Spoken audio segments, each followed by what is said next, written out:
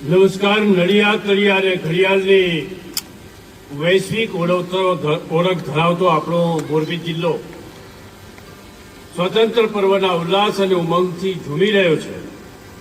એવા સમયે મોરબી જિલ્લામાં માળિયા તાલુકાના મોટા દહીસરા ખાતે સ્વતંત્ર પર્વમાં ઉપસ્થિત તમામ મહાનુભાવો, જિલ્લાના પદાધિકારીશ્રીઓ, સુરક્ષા દળના અધિકારીઓ અને જવાનો, કર્મિષ્ઠ સરકારી અધિકારીઓ, કર્મચારીઓ, મીડિયાના મિત્રો, વાલા વિદ્યાર્થીઓ તેમજ મોરબી જિલ્લાના મારા વહાલા નાગરિક ભાઈઓ અને બહેનો, આપ સૌને 80મા સ્વતંત્ર પર્વની હાર્દિક શુભકામનાઓ પાઠવું છું. આજનો દિવસ માત્ર કેલેન્ડરની કોઈ તારીખ નથી, પરંતુ દેશ માટે પ્રાણ ન્યોછાવર કરનારા અગણિત અમર શહીદોના ત્યાગ, સમર્પણ અને તપસ્યાથી સુવર્ણ અક્ષરે લખાયેલો અમર દિવસ છે.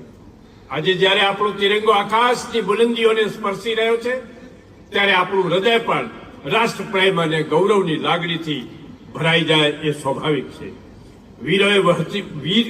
વીરોએ વહોરી વીર ગતિ, કર્યું માતૃભૂમિનું જતન, શૌર્યના પ્રચંડ પડઘમ થકી લડવૈયાઓએ પાછું મેળવ્યું વતન. ખમીરવંતી આ ધરા કાજે જેમણે હસતા મુખે દીધું જીવન, એ અમર શહીદ જવાનોને આજે હૃદયથી કોટી કોટી વંદન. રાષ્ટ્રપિતા મહાત્મા ગાંધી, સરદાર વલ્લભભાઈ પટેલ, નેતાજી સુભાષચંદ્ર બોઝ, શહીદ ભગતસિંહ, ચંદ્રશેખર આઝાદ અને દેશના ખૂણે ખૂણેથી આઝાદીની ચળવળમાં ઝંપલાવનારા તમામ નામી અનામી સ્વતંત્ર સેનાનીઓને પણ હું મોરબીના માળિયાની આ વિશિષ્ટ ભૂમિ પરથી સાચા હૃદયથી કોટી કોટી વંદન કરું છું.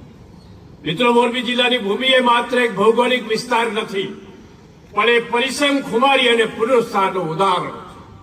મોરબીએ સમયના અનેક સંકટ જોયા છે, પરંતુ અહીંના નાગરિકોની અદમ્ય ઈચ્છા શક્તિએ દર વખતે મોરબીને પહેલા કરતા પણ વધુ મજબૂત બનાવીને ઊભું કર્યું છે. આજે મોરબી વિશ્વના નકશા પર તેની ઉદ્યોગ સાહસિકતા માટે ઓળખાય છે.